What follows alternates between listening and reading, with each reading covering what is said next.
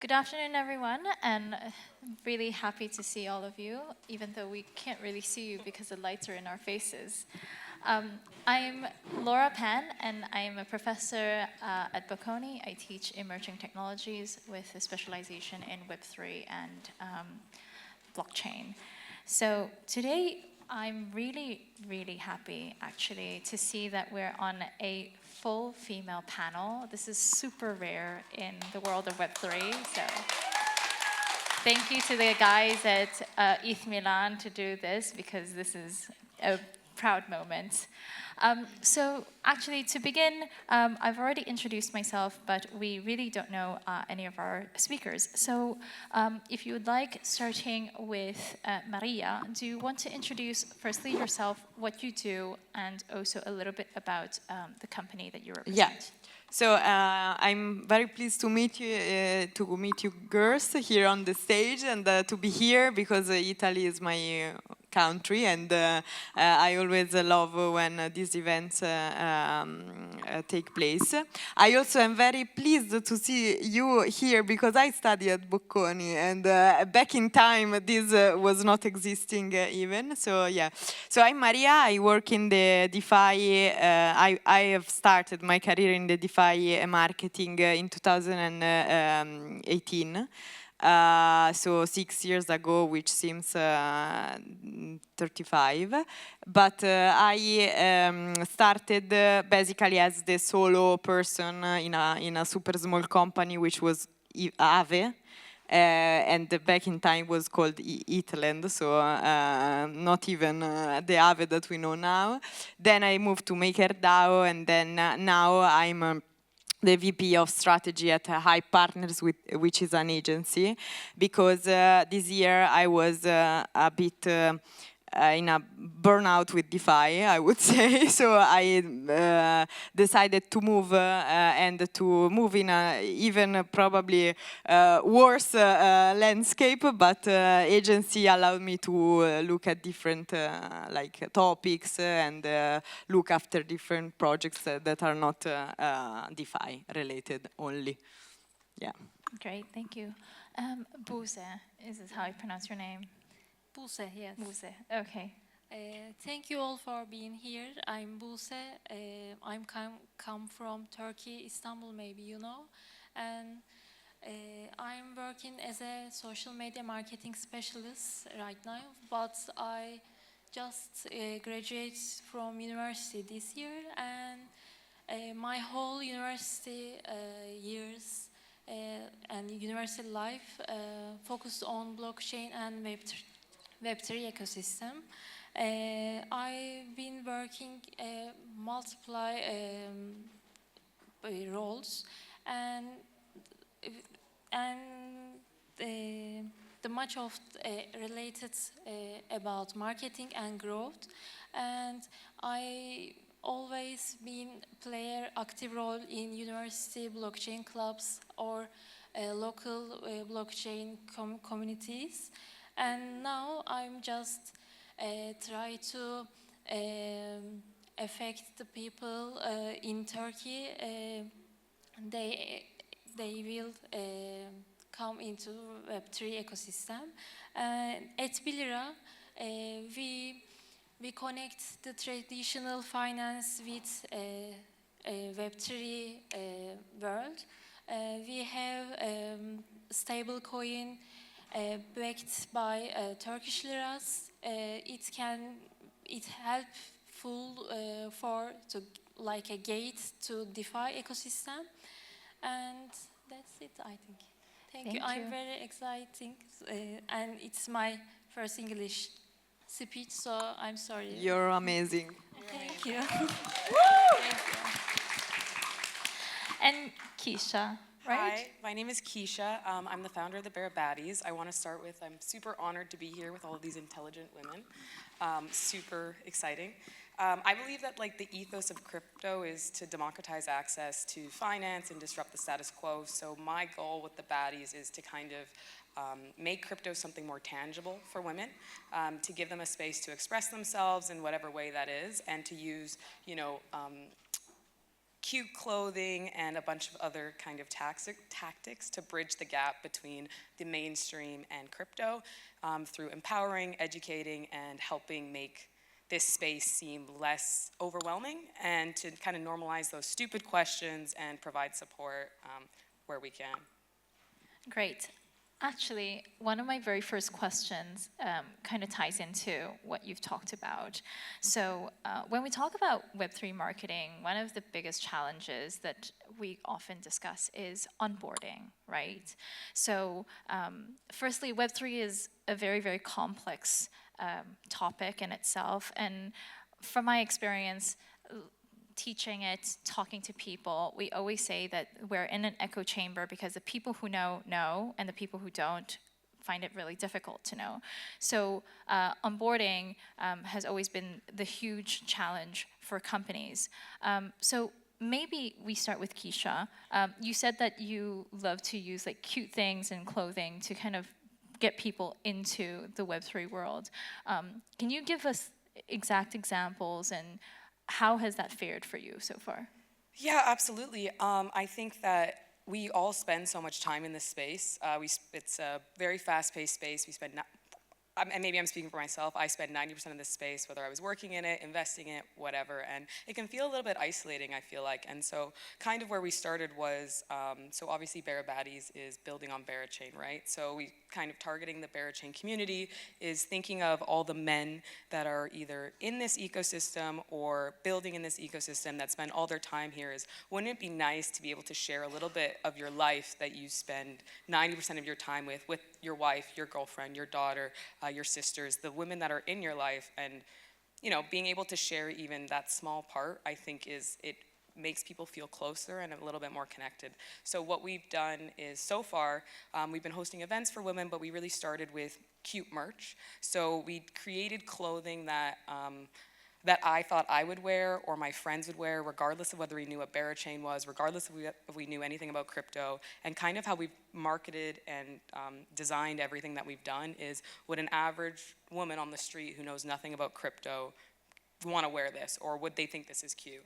And so that's kind of where we started. And since then, I've had a lot of feedback, a lot of people. It's resonated with a lot of women within the space. It's resonated with women outside of the space. I've had men who have been building in the ecosystem and working in crypto for 5, 6, 7 years that have said, my girlfriend or my wife has been super supportive, but she's never gotten excited or wanted to learn or wanted to explore or wanted to be a part of this. And now, because of the baddies, this is something that she feels drawn to, and now she's asking me these questions, or I get to go to a conference and bring a shirt home for her, and now we get to talk about it. So I feel like I've really tried to step away from, I think, the typical marketing, which is people within this echo chamber and people within this ecosystem, and targeting more of the people that are outside of the ecosystem and make it feel more palatable and more exciting, and not straying away from the cuteness, not straying away from the pink, not straying away from anything like that.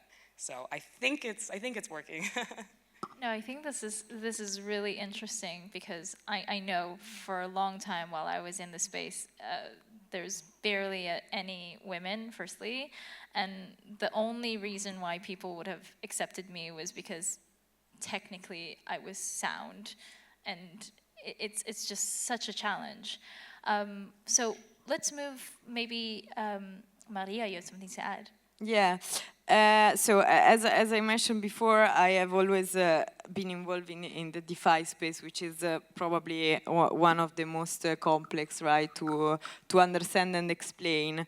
So from day one, my main I've always thought, and I didn't change my mind even now, that education should always be the basics of our marketing in this space.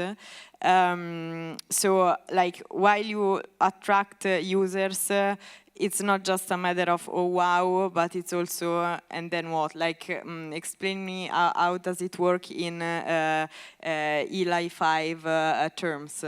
So once I see you with this outfit, for sure I will come, hey, what do you do? And then you need to be able to explain. But it's not, in my opinion, just a matter of marketing.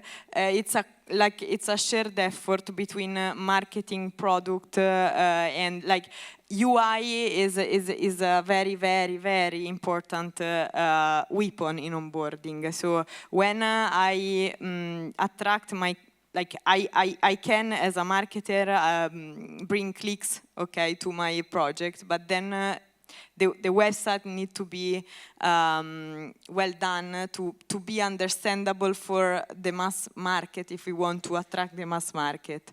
There are certain DeFi projects that don't care to attract the mass market, so it doesn't matter. But you need to have educational content somewhere or a super smooth UI or like to be able as a project to be understandable and used in a easy way. Otherwise, you can onboard for 5 minutes probably, and then you lose the user.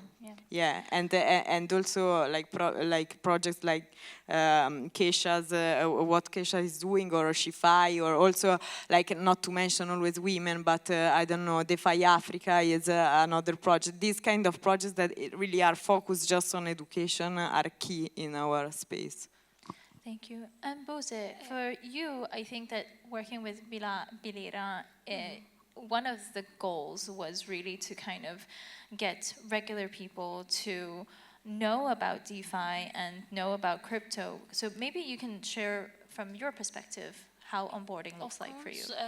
We actually very focused on learn to earn or learn and earn systems, because we really want to peoples and users can use us or know the technology, but some things being somebody's heart. And when we use the learn to earn system, what we want to teach them, we just create content, articles or videos, and they just have to done some easy task and maybe just some read some knowledge and just rewarding, and both of sides will be happy to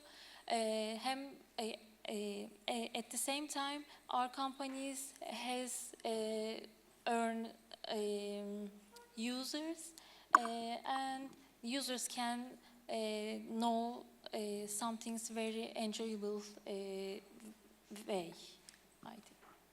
Can I Yes. piggyback off that quickly? Definitely. I think that in my view, I think that the most important part about onboarding and attracting the masses is to create something that they don't necessarily need to know what's going on in the back end, but you have something that they can utilize that is easy for them to understand, it's tangible, and then you have the resources behind that. So for the people that do a little bit more work, or they realize what the tech is and they want to learn, you have a clear place for them to go and for them to learn. But you keep it, keep it simple. You keep the tech on the back end. We did a pop-up shop where it was like to simulate a click and collect thing, and nobody had to know really what that was. I think this is a main problem right now of the project founders or the dev. Like they want to show that they are so good in, and so they want to show everywhere the technicalities. And for the marketers, it's a pain in the, like, guys, I mean, just like keep it simple. My mom doesn't know how Google works, or PayPal. She doesn't care. So if you want, of course, there are a lot of projects that have devs as a target, which is, of course, you need to have the documentation, as Keisha said, somewhere, but in a dedicated area, you don't need to show everywhere that it's so complicated, and this is something that I'm struggling with for a long time. No, I think this is a good segue into the next question. So you, Maria, mentioned UI, user integration, is extremely important, similar with UX, user experience. So oftentimes when we oversimplify the user experience for onboarding processes or just to kind of get to the masses, it also sometimes means that we have to surrender our anonymity and also our privacy, which really goes against the entire philosophy of Web3. So in your experience, do you have any comments on really how to balance that? So in my opinion, it's a product decision, of course, like a positioning decision. But in my opinion, you just need to be transparent. So transparency is the base, because if you do it, you go towards like KYC and stuff, and you don't tell it, or you hide it somehow, faking decentralization, I don't know, it's awful. While some people just prefer to have easiness of use and be KYC'd.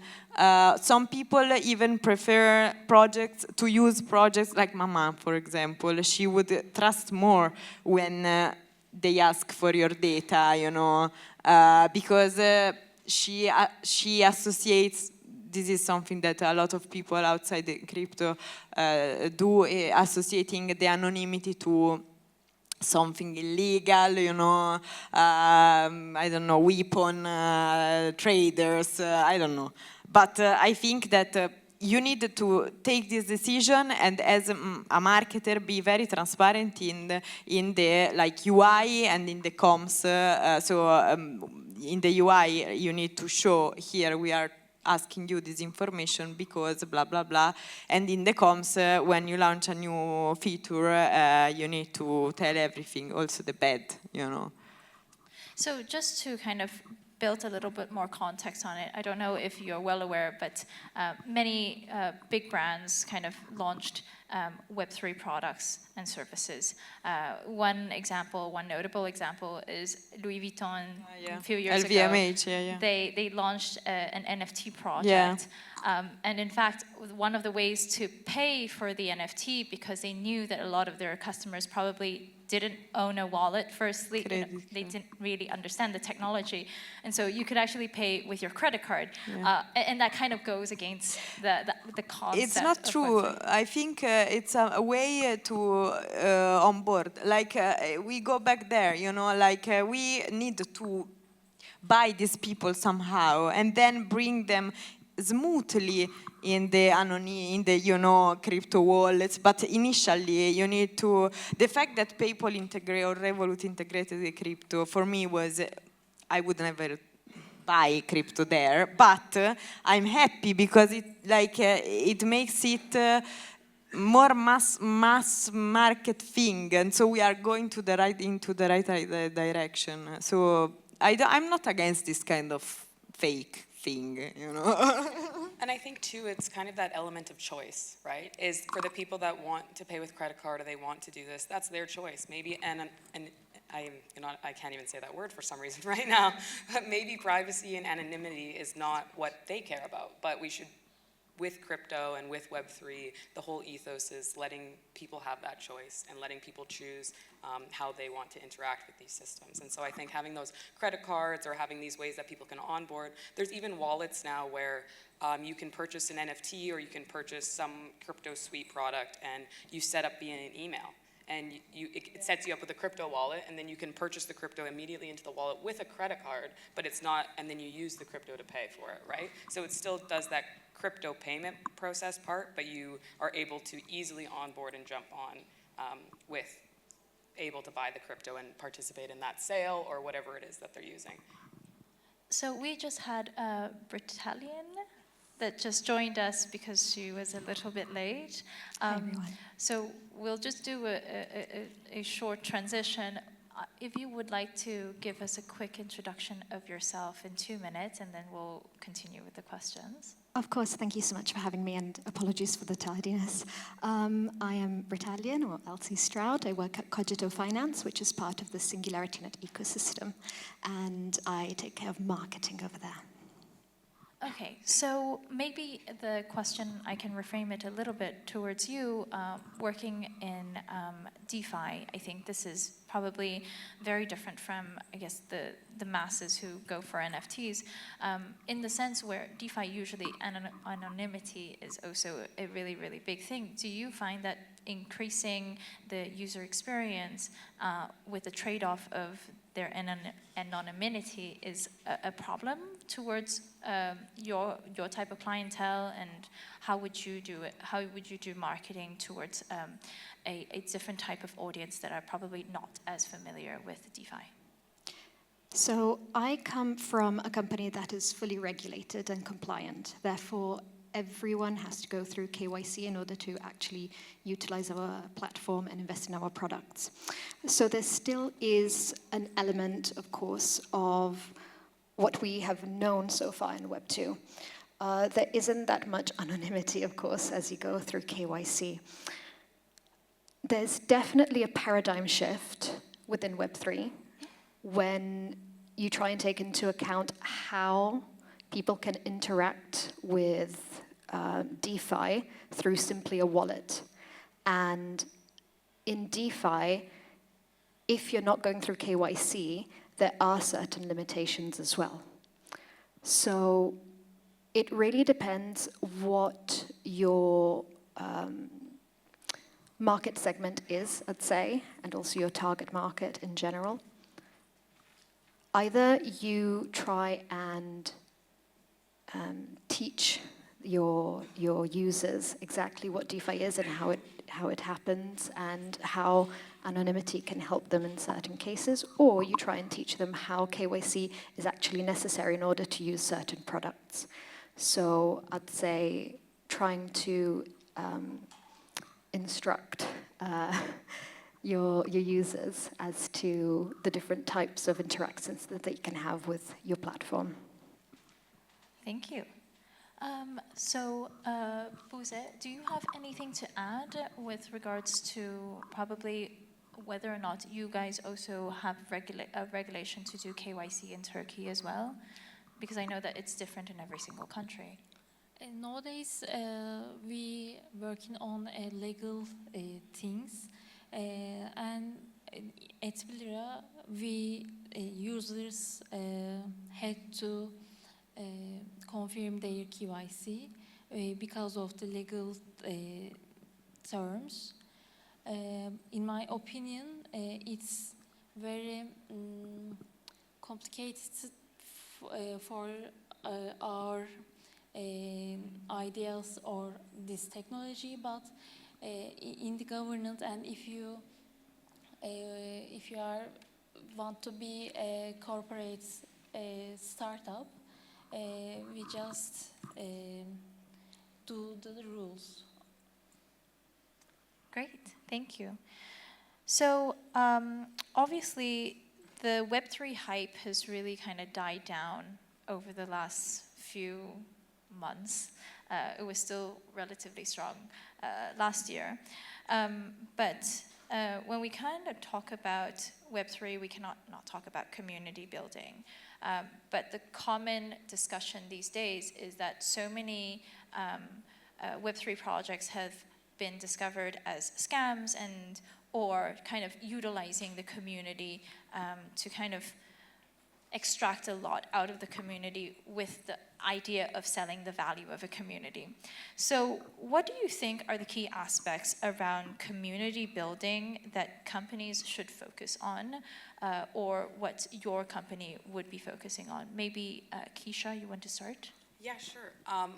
Maybe my opinion's a little bit different, but I think the best way to really build a community is being genuine and having obviously a genuine desire for what you're building, but also genuinely caring about the people that are in your community and the people that you want to attract, and putting the community first. Obviously, when you're building something, you do have to balance sometimes the community's interests and other things, like that's just a nature of what happens. But I think it's incredibly important to really value what your community wants and what their needs are, but really putting them first, and a huge focus on, I think when you're truly genuine, it comes out and people see that passion, and people, it's reflective in your community. And I think that's for me, the most important thing is to always stick to kind of the ethos and the goal of what you're trying to do, and in each connection that you have within the community, making sure that that is felt, you know, and what your user is and who you want from them, who you're looking for, and really getting on their level and finding that connection with every single person in your community, down to, I think, each person is just as important as the other one, and there's no value on higher value community members or lower value community members in terms of like KOLs or anything like that. I think that each person in your community is just as valuable.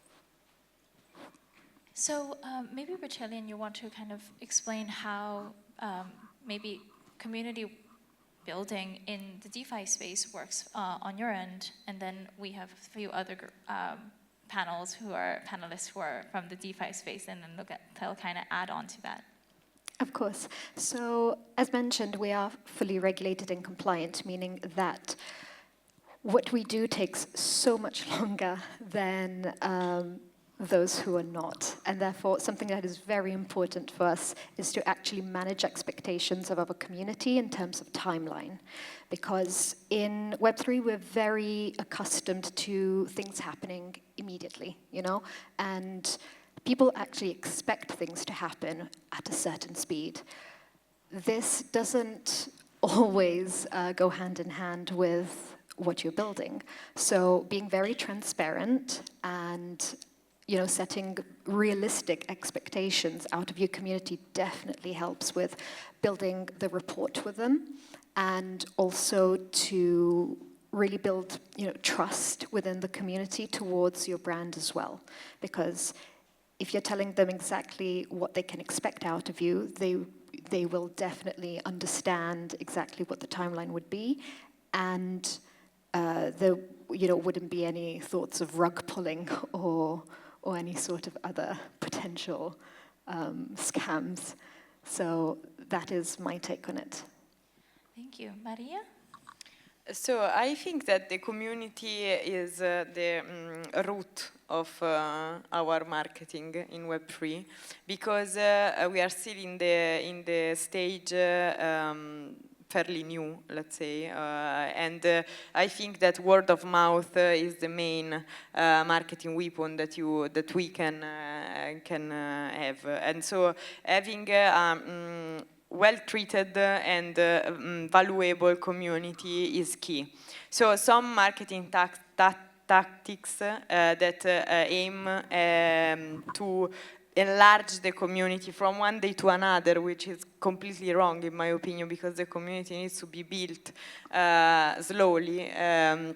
For example, airdrops, these kind of things are a bit dangerous. I'm not against, like, I understand, but then you need to give them something to stay, so like, and what is this something? Is transparency, is not promising something that is not happening, is treat everyone in the same way, asking feedbacks, because they are your family, so even when you talk about in general communities, for example, I am the co-founder with Matteo of Strategist, which is the Italian community behind, we started it without any particular goal of earning or bringing them somewhere. We just wanted to build some awareness and excitement around Ethereum, around the space, with education, with and being transparent, being very, inclusive, not snob, because another thing that is very common is being a bit snob. When you work for a big name project, then, it's like, I don't care about you because you're no one, but this is not the way, We need to be very inclusive and nurture the community, which is still the root for us. And Buse, I know that you said that BiLira is quite new. How are you guys doing community building, particularly because it's such a focused market that you guys are targeting, which is Turkey, so you don't have to deal with a lot of foreign entities. So how is that for you?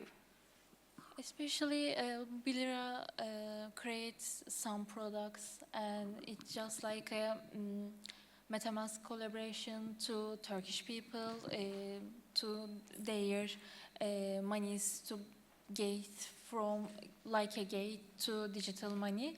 But I want to some example about the other communities, because BiLira is a legal company, but I'm also being part of HERDAO Turkey and the other university clubs. I think I'm totally agree with girls, because community is everything, I think, and users and people wants to be part of the project community, and building community means for me is carrying the people and what they want, and what you want to talk, what you will, sorry, and what you expect from them, and learn their things. I'm really excited, sorry, and I think you got my opinion. So. Thank you. Did you want to add another thing? No, actually, I have a question for Maria. So you mentioned spaghetti, which I know very well because you guys were quite prominent in the organization of ETHMilan last year as well. And you in your response before, you said that a community has to be nurtured over time. There is a lot of work involved, and most of the time when we talk about community building, which was the talk of basically Web3 for a long time, I think that many companies who kind of jumped into the space just thought that they can build communities by just creating, a forum or a group chat or something like that. And they soon realized that it was really, really difficult to manage. So I don't know, perhaps you can tell through your experience, what are maybe the 3 key things that you have to bear in mind in building a community, and how to ensure that it's a sustainable one? I think there's no right answer to this question, because it depends on which community do you want to build. So if you want, there are multiple type of communities. For example, there are traders community, so you need to say like answer token when moon, blah blah, be always like yeah, we'll, and then the users community, so you need to be very like open to get feedback, integrate this feedback, ask your user to check, open some beta testing for your best, I don't know, user. So this is the more user community, and then there are the communities in a larger, supporter community, I don't know, excited people community, like for example, probably Beranames or Spaghetti. So people who are involved, but there is no a particular purpose, there is no using the product or getting money from the token price.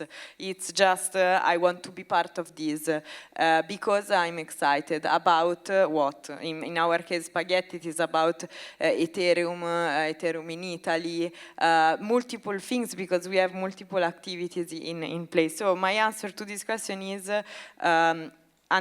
identify which kind of community you need to build, and then from there are some give them incentives to come, to join, but also to stay and be part of, because a lot of community managers, they just manage. The point is you need to be part of this. So with Spaghetti, we are still working, we are still we feel part of it. We are not like the boss, like the manager. So so it's. I think this is the only answer that fits with whatever community you need to build. I was just going to say, I think what Maria said touches on a really good point, that I think why a lot of the companies that came in to try and capitalize or thought that they could build a community is, I feel like at the crux of humanity and all of us is we just want to feel that connection, and you can see it so strongly in all of these crypto communities. And it's a big responsibility to have a community and have people that are excited about something, or they have a common thread, that it is a big responsibility on these projects that are building to realize what people, the core of why people are here and what's drawing them to that, and then actually trying to represent that and giving them what they need and what they want. And I think a lot of those companies that came in failed because they were essentially riding the wave. They weren't giving people what they needed. They were just trying to sell them something. And then when they were trying to build a community, it wasn't building a community around really anything except for speculation or price or this thing that they're selling. It wasn't anything like that. And I think with the baddies, we obviously take a little bit of a different approach to our building in DeFi, where we're super focused on the tech being the last thing you know about, but the community being the first thing. So I just think it's something that caused a lot of failure. I want to just kind of jump on that point, and then perhaps Britalian can answer this question. I think that sometimes, even though there are good intentions in building community and there are really positive people who are very passionate about it, there are also people in the community that probably is just there to make a profit, right? And I think this is very much the case with DeFi-centric communities. So maybe you have some comments on what you think about this, and perhaps how would you as a marketeer kind of manage this differentiating ideas? You can tell immediately who is there to just make a profit and who is there because they actually believe in whatever you're building. You will definitely find the ones who literally just want to pump and dump. And as a marketer, it's the first thing you notice with the interactions, with the words that they post, with the way they respond to other people within the community. The problem is that you can't just kick them out. You need to take into account that there are people like this, that they will, come into your community, and you'll have to be able to manage them. And by manage them, I mean try to either explain to them exactly what you're trying to build and why the community has been created in itself, and then hopefully they will start to actually believe in what you're creating. Or you'll have to give up. Yeah. You just moved them to another Telegram chat called Traders. Yeah, precisely. Price chat. You go over there and speculate over there. Precisely. So it's not booting them out per se, but it's just managing them. Just Like at Maker, I remember we have the Maker DAO normal chat with people asking about, actually, I opened this vault, I had this problem, and then we had these people.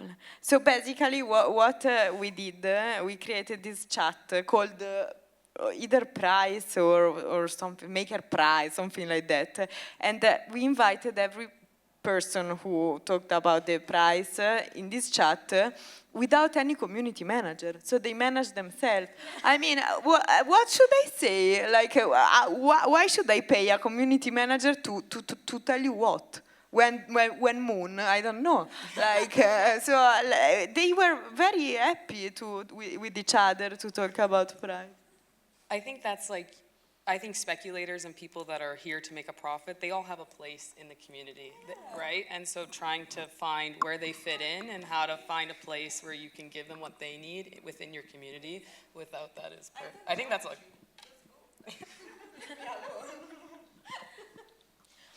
Maybe Buse, you mentioned that you were in many university clubs and whatnot. Have you managed a community outside of BiLira? And maybe you can tell us a little bit of your experience and maybe something that you feel that were positive things and negative things. Yeah, I really hate the name of the president of the Istanbul University Blockchain Club, but it's the formal things. And yes, I was. And it's really hard to manage the people because for all us in life, we actually don't know what. Yeah, actually, I didn't know to be here, and the students very complicated minds, and they just hear Bitcoin, Ethereum, or something, and jump into the blockchain club because they want to be rich, and my things are not same, and my teams are not like these people or the trade team or something. We just here for the technology, we always said, and I try to won their hearts to learn something about the teach and the backgrounds. And when the university club, we always organize the events. Actually, almost educational events, and I just give a task for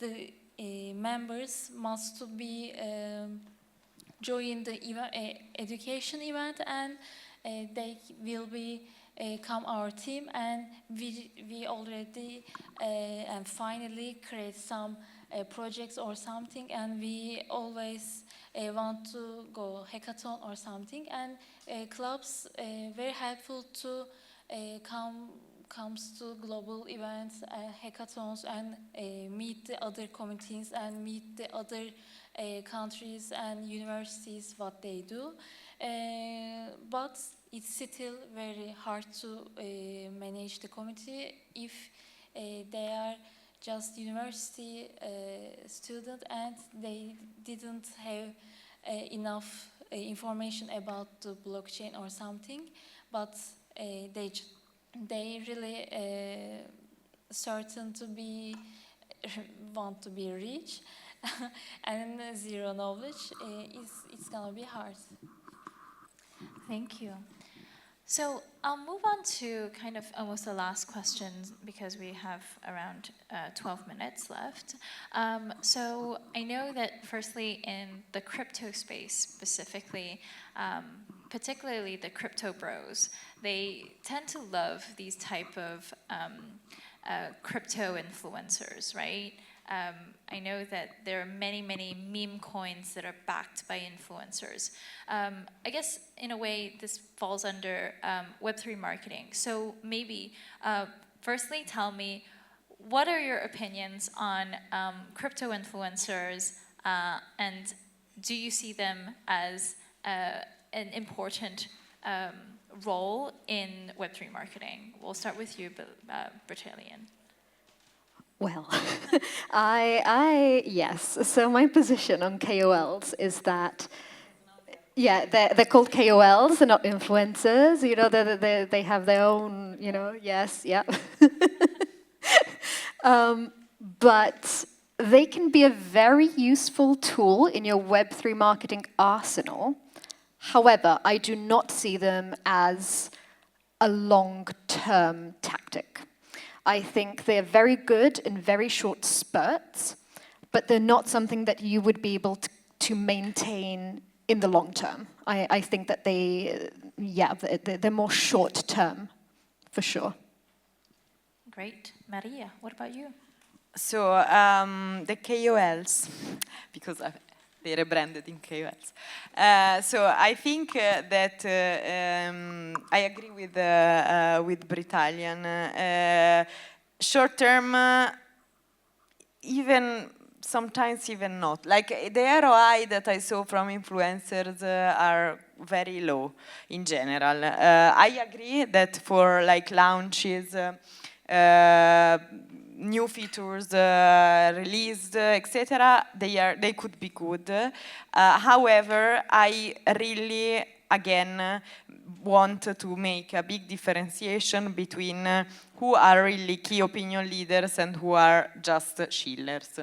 There are a lot of influencers with millions of followers on X, but either they are fake followers or they just like want the money. So the only KOLs that I use and I suggest our clients to use are those who are actually knowing what they are talking about. So, for example, I want to shout out to DeFi Dead, for example, because he is quite expensive, but he dive into the project that he's talking about. He just advertised the project that he likes, that he knows that are legit and good, and he would himself use. And this is for me a KOL, not someone who just give you their rate and they don't even. So they don't even see what they are, like they copy paste what you write. I don't like it because it's, in my opinion, it's not. I understand some projects need it, and I mean I respect it, but me personally, I wouldn't use it. Sorry, to build on that, they're definitely very good for hype, as you mentioned earlier, Maria. However, you know, as a marketer, you really need to be able to distinguish the ones that are inflating their numbers. That is something that I've seen happen quite a lot. You need to take into account that your ROI may not be what you're expecting as well.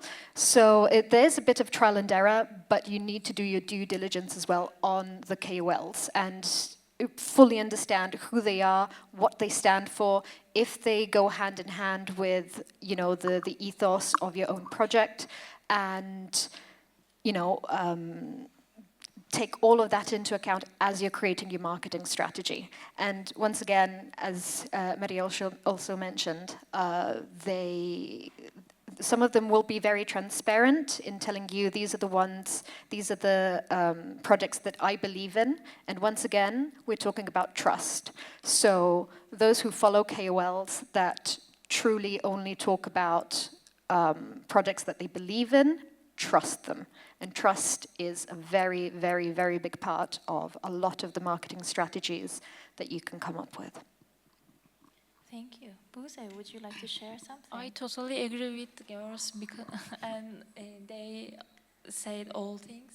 And I just maybe talk about last 2 weeks. I just been in a call with Turkish KOLs, influencers, and it's really hard to work with them because of they just give my money and please write my contacts whenever you want. I will publish. And where is the transparency? Where is our trust? It's really problematic things to find a really good influencer or really helpful influencers, I think. What about you for Beranames? Would you opt for utilizing KOLs, considering that probably you are the KOL for your brand? I would say I have a little bit, I think KOLs have their place in the space, and there's obviously a big difference between paid shills and the people that are posting those tweets and they have the moon emojis and they have this and you pay for this and it's just a paid shill, right? But I think that just as a function of this space and it being so niche is you've had, you know, key opinion leaders, people that have been in the space for 10 years, people that have been in the space for a few years. You have people that are incredibly passionate about the ecosystem that they're in. And I think that organic and authentic KOL participation in your ecosystem is a huge, huge asset. I think paid is not, doesn't bring any value to anything. And if someone jumps on because they believe in what you're doing, but the KOLs are a lot of times the people that are pushing the ethos of the ecosystem or helping to educate. And look at how the average consumer uses social media. Influencers are huge. Influencers drive, outside of crypto, influencers drive probably most of consumer purchases with Gen Z, with older generations, with different types of KOLs, whether it's on Facebook or YouTube, depending, right? So it's like this is how the current world,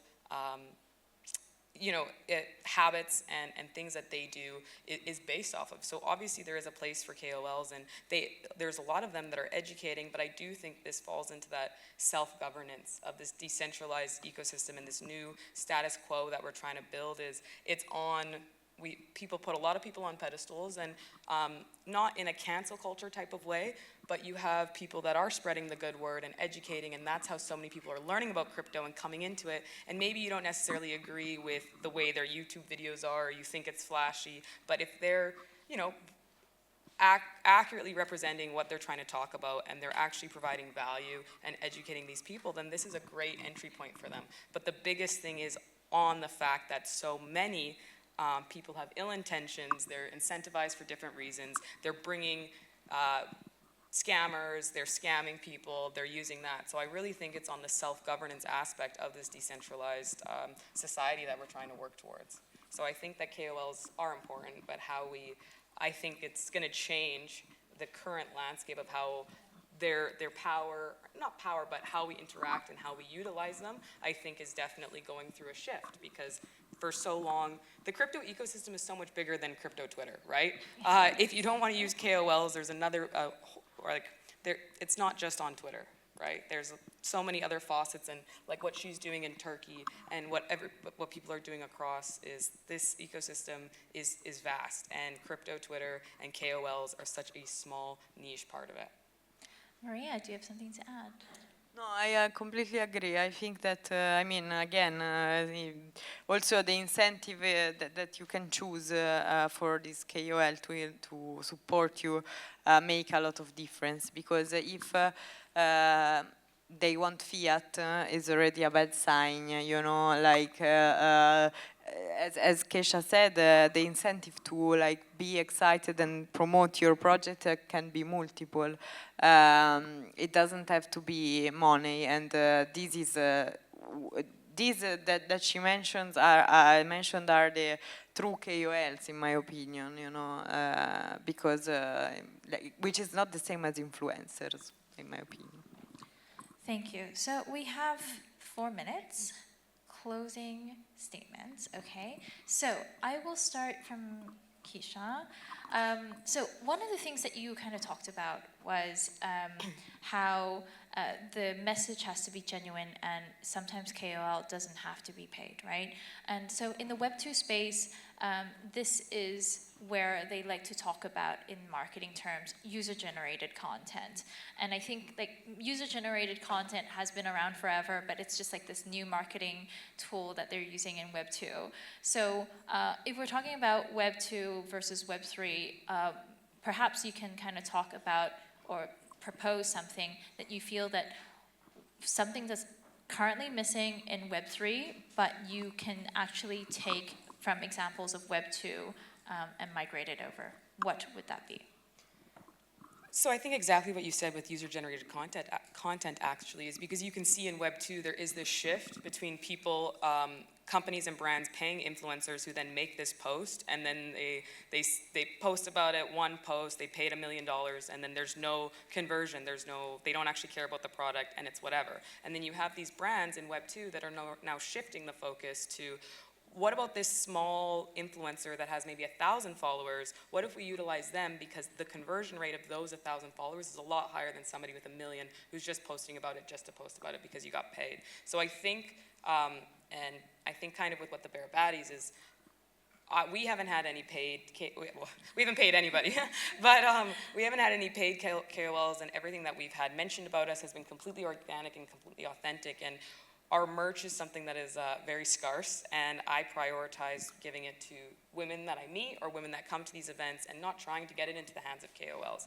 And the things is, is people posting pictures in them, creating that user-generated content is so much more valuable. And it also really shines through because when someone cares about something or when someone is excited about something, it makes a world of difference. So I think what Web 2 is doing, where they're trying to have more targeted, smaller communities that actually their product serves them or their product benefits them or they align with it, or it's just more of a value add in terms of what you're really trying to do here is, I think that transition to Web3 is exactly where we need to go, in the sense that you need to be creating value within what you're trying to do and utilizing people that actually are pushing that value and they're excited about it, and it comes through the screen. When I see the girls in the Berabadi merch, I can feel how excited they are, and some of them have 50 followers, 100 followers, but that is like a domino effect into kind of how they feel. So I think that would be my takeaway. I hope all of us get some Berabadis merch. There is no merch, I love you, but they're just kidding. There's 10. There's 10. So we can, after this, we'll hand out what's left. No, yeah, as a joke. Buse, maybe your closing statements, what can you bring from Web 2 to Web 3 in terms of marketing? Can you repeat that, Sora? So what is existing in Web 2 and is working well in terms of marketing, and how, what would that be, and how would you bring that into Web 3? I totally agree with Keisha because of the influencers' ideas, because, for example, me, in Turkey, I really hard to find a true chaos in Turkey, because people want to be rich easily, and they are very okay to be scammers, and there is no judge, but they just buy some followers or something, and they really I think damage the ecosystem in Turkey and all of this ecosystem. Thank you. Maria, closing statements on what in Web 2 would you bring to Web 3?